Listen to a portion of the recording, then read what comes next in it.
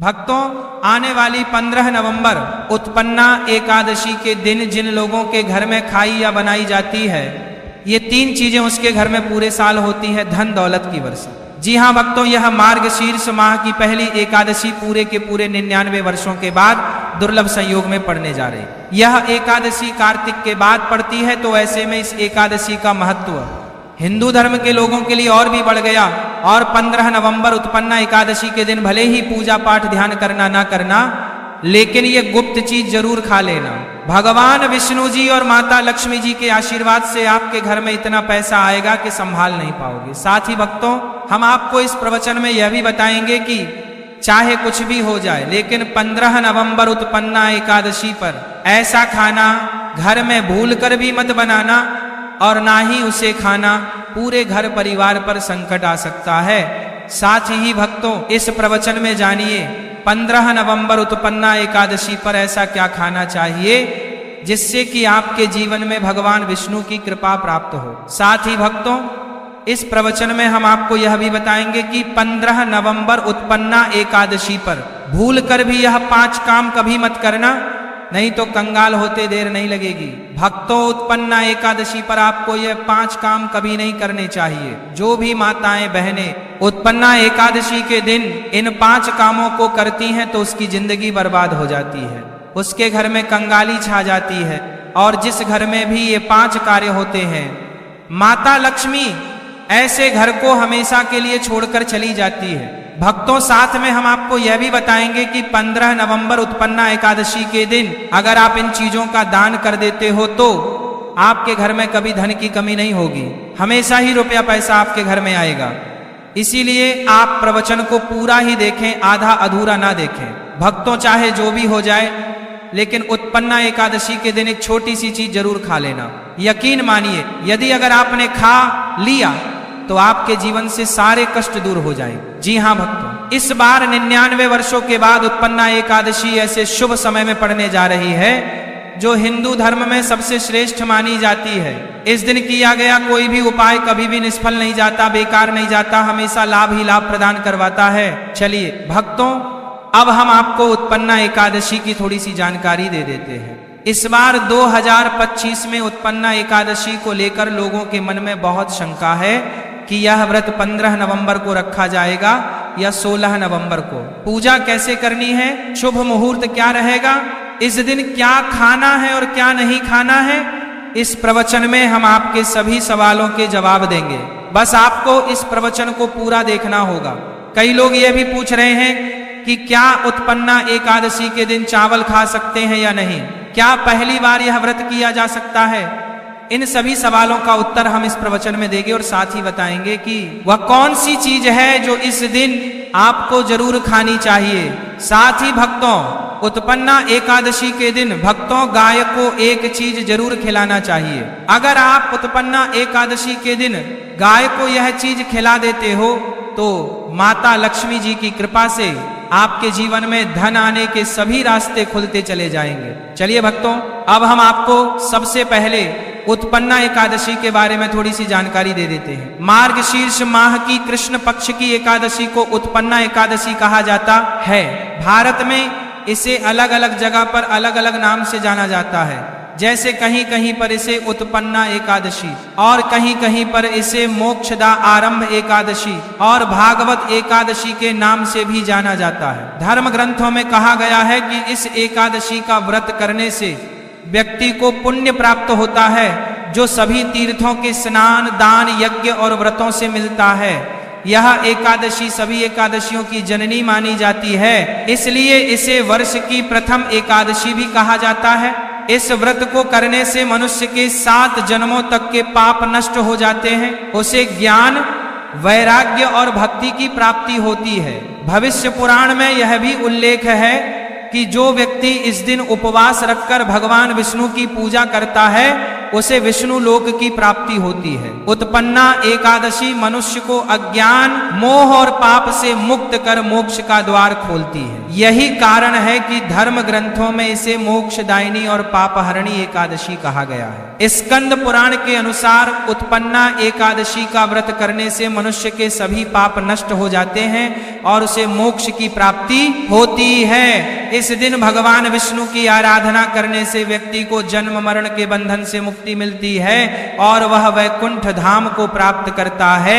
धार्मिक मान्यताओं के अनुसार उत्पन्ना एकादशी का व्रत आपकी आत्मा पर बोझ नहीं बल्कि समस्त पापों का शमन करने वाला होता है। भक्तों, चलिए सबसे पहले हम आपको बता देते हैं कि उत्पन्ना एकादशी का सही समय क्या है। फिर हम आपको बारी बारी से सभी जानकारी बताते हुए चलेंगे और यह भी बताएंगे कि वह कौन सी चीज है जो हमें उत्पन्ना एकादशी के दिन जरूर ही खा लेनी चाहिए। और भक्तों, साथ में हम आपको बताएंगे कि इस दिन एक चीज भूल कर भी नहीं खानी चाहिए। अगर आप यह चीज भूल कर भी खा लेते हो तो आपके घर में अनहोनी हो सकती है। तो ऐसा अनर्थ काम भूलकर भी मत करना और अनर्थ होने से पहले इस प्रवचन को आप पूरा जरूर सुन लेना। तो चलिए दोस्तों, जानते हैं उत्पन्ना एकादशी की सही तारीख, टाइम के बारे में। मार्गशीर्ष माह के कृष्ण पक्ष की एकादशी तिथि पर उत्पन्ना एकादशी मनाई जाती है। इस साल मार्गशीर्ष माह के कृष्ण पक्ष की एकादशी 15 नवंबर को रात्रि 12:50 से शुरू होगी और यह तिथि अगले दिन 16 नवंबर को मध्य रात्रि 2:37 बजे पर समाप्त होगी। सनातन धर्म में उदया तिथि को खास माना जाता है, इसीलिए उत्पन्ना एकादशी का व्रत 15 नवंबर को रखा जाएगा।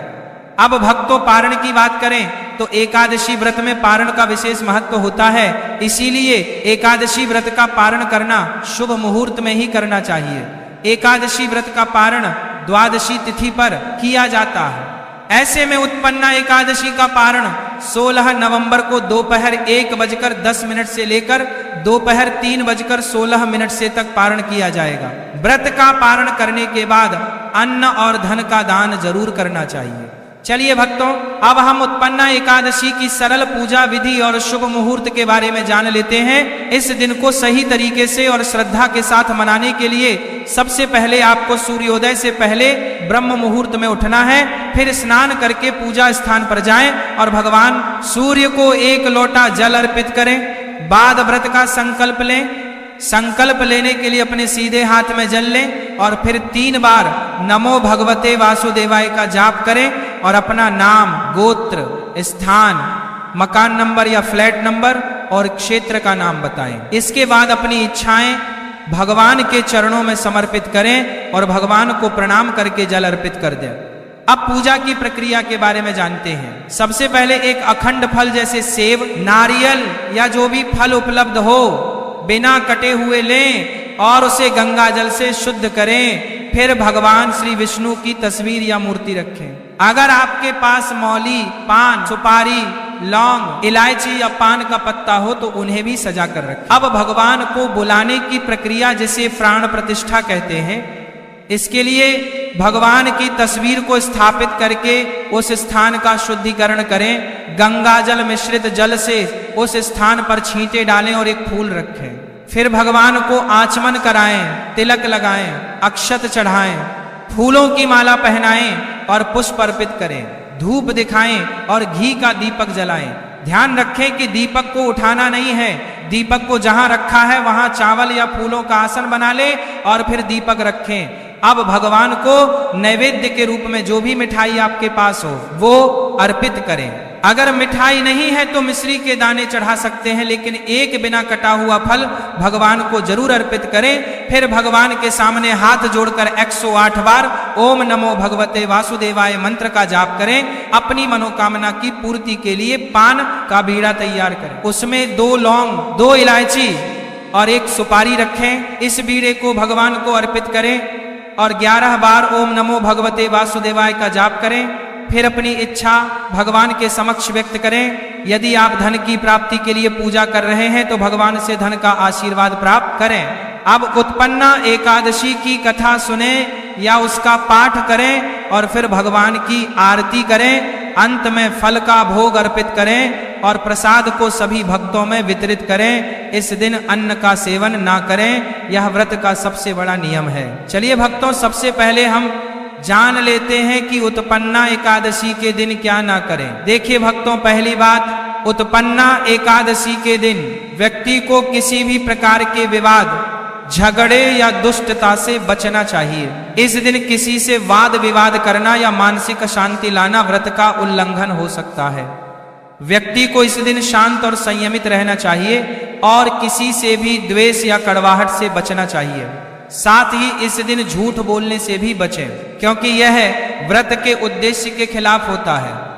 दूसरी बात, एकादशी के दिन चावल का सेवन नहीं करना चाहिए, क्योंकि धार्मिक मान्यताओं के अनुसार चावल की उत्पत्ति भगवान विष्णु के रोम से मानी जाती है। साथ ही इस दिन बैंगन का सेवन भी वर्जित होता है। इसके अलावा इस दिन बाल और नाखून काटने से भी बचना चाहिए। यह व्रत के प्रभाव को कमजोर कर सकता है। चौथी बात, इस दिन जमीन पर सोना चाहिए। ये व्रत के प्रभाव के दौरान आत्मनियंत्रण और संयम का प्रतीक होता है। कुछ लोग एकादशी का व्रत बिना नमक के करते हैं, जबकि कुछ लोग सेंधा खाकर व्रत करते हैं। पांचवी बात, इस दिन का मुख्य उद्देश्य भगवान विष्णु की पूजा और ध्यान होता है। इसलिए इस दिन को लौकिक कार्यों से मुक्त होकर पूरी तरह से भक्ति में लीन रहकर बिताना चाहिए। उत्पन्ना एकादशी के दिन भगवान विष्णु की पूजा और श्री हरि के मंत्रों का जाप करने से पुण्य की प्राप्ति होती है। यदि आप पूजा में लापरवाही करेंगे या कोई अन्य कार्य करेंगे तो व्रत का पुण्य नहीं मिलेगा। छठी बात, एकादशी के दिन व्रती जातकों को सुबह देर तक सोने से बचना चाहिए। इस दिन हमें जागरूक और ध्यान मग्न रहना चाहिए। साथ ही किसी भी पेड़ या पौधे की पत्तियां और फूल तोड़ने से बचें। खासकर तुलसी के पत्ते भूल कर भी ना तोड़े। अगर भगवान विष्णु को तुलसी अर्पित करनी है तो एक दिन पहले ही पत्ते तोड़कर रख लें। तो चलिए भक्तों, अब हम आपको बताएंगे कि उत्पन्ना एकादशी के दिन किन चीजों का सेवन नहीं करना चाहिए ताकि आपका व्रत पवित्र और पूर्ण रूप से फलित हो। भक्तों, पहली चीज, प्याज और लहसुन का सेवन। उत्पन्ना एकादशी के दिन प्याज और लहसुन का सेवन भी नहीं करना चाहिए। ये दोनों पदार्थ तामसिक गुणों से भरपूर होते हैं और व्यक्ति के मानसिक संतुलन को प्रभावित कर सकते हैं। शास्त्रों में इनको मांसाहारी भोजन के साथ जोड़कर देखा गया है और इन्हें व्यक्ति के लिए वर्जित माना गया है। प्याज और लहसुन का सेवन करने से आहार में असंतुलन आता है और भक्ति में विघ्न उत्पन्न हो सकता है। इस दिन इन दोनों का सेवन न करना ही उचित होता है। दूसरा है नशे से संबंधित पदार्थ। उत्पन्ना एकादशी के दिन शराब, तंबाकू, गुटखा, मादक पदार्थ आदि का सेवन पूरी तरह से निषेध है। यह पदार्थ शारीरिक और मानसिक स्वास्थ्य के लिए हानिकारक होते हैं और व्रत के पवित्र उद्देश्य को भी भंग कर सकते हैं। नशे के पदार्थ से शरीर और मन में अशुद्धता आती है, जिससे व्रत का असर समाप्त हो सकता है। इसलिए इस दिन किसी भी प्रकार के नशे से बचना चाहिए ताकि आपकी भक्ति शुद्ध और निष्कलंक रहे। भक्तों, तीसरी चीज, खट्टे पदार्थ। उत्पन्ना एकादशी के दिन खट्टे खाद्य पदार्थों का सेवन भी करना वर्जित माना जाता है, जैसे कि आम, इमली, दही, खट्टे फल आदि।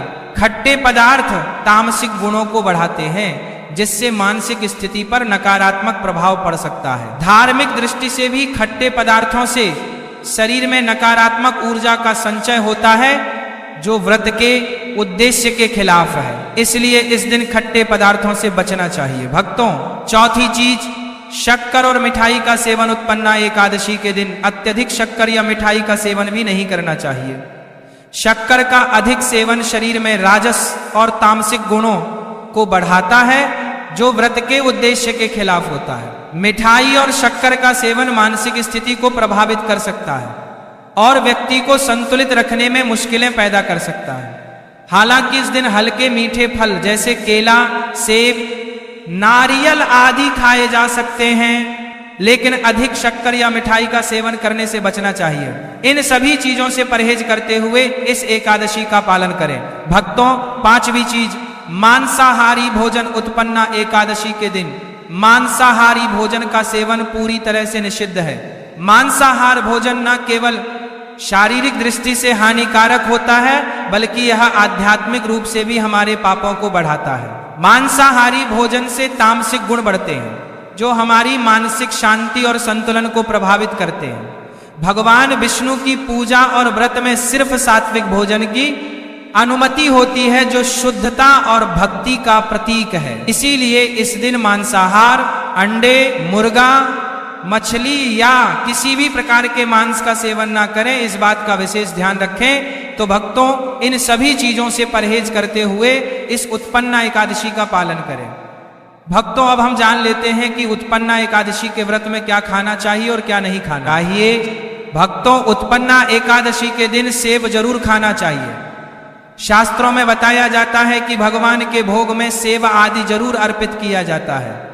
अगर आपका व्रत है तो आपको सेब जरूर खाना चाहिए। केला, पपीता, तरबूज और मीठे अंगूर जरूर खाना चाहिए। इन फलों से व्रतधारी को शक्ति मिलती है और व्रत संपूर्ण हो जाता है। शास्त्रों में बताया जाता है कि उत्पन्ना एकादशी के दिनों में सीताफल जरूर खाना चाहिए। सीताफल खाने से 10 ऐसी बीमारियां हैं जो खत्म हो जाए। माना जाता है उत्पन्ना एकादशी के दिनों में सीताफल का घर में प्रवेश होना बड़ा ही शुभ माना गया है। सीताफल खाने से एकादशी का व्रत सफल हो जाता है, क्योंकि इसमें माता सीता का आशीर्वाद मिला हुआ होता है। माना जाता है भगवान राम के वनवास के दौरान माता सीता ने यही फल खाया था। उत्पन्ना एकादशी के दौरान इसे जो भी खाता है उसे दुखों का सामना नहीं करना पड़ता। सीताफल आपको जरूर खाना चाहिए। माता सीता प्रसन्न होती हैं और आशीर्वाद देती हैं। लेकिन याद रहे, उत्पन्ना एकादशी व्रत में बैंगन की सब्जी मत खाना, पाप लगेगा। भक्तों, उत्पन्ना एकादशी में व्रतधारी को डिब्बा बंद लस्सी, डिब्बा बंद जूस नहीं पीना चाहिए। उसमें कई केमिकल मिले होते हैं, जिसके कारण आपका व्रत टूट सकता है। जब भी आप फलों का जूस पिए तो याद रखें उसमें नमक ना डालें, नहीं तो व्रत टूट जाएगा। साथ ही साथ जूस में बर्फ भी नहीं डालना चाहिए। फलों का सादा जूस पीने से व्रत सफल होता है। भक्तों, उत्पन्ना एकादशी का दिन बहुत ही खास होता है। इस दिन अगर आप तुलसी मैया से जुड़ा एक विशेष उपाय कर लें तो आपके जीवन में सुख, शांति और समृद्धि का आगमन निश्चित हो जाता है। आज हम आपको इस खास उपाय के बारे में बताने जा रहे हैं। शास्त्रों में साफ कहा गया है कि जिस घर में तुलसी का पौधा होता है उस घर में मां लक्ष्मी का वास होता है। वहां हमेशा सुख और समृद्धि बनी रहती है।